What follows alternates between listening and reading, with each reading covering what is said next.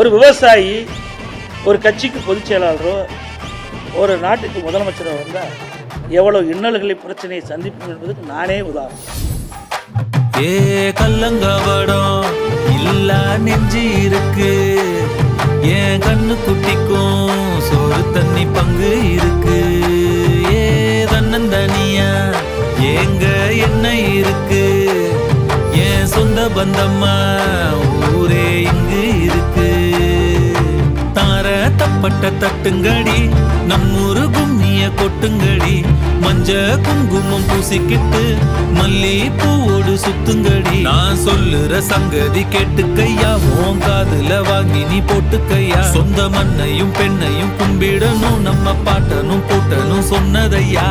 என்ஜாமி என்ஜாமி, எது வந்தாலும் போனாலும் இந்த வந்தானே என்ஜாமி.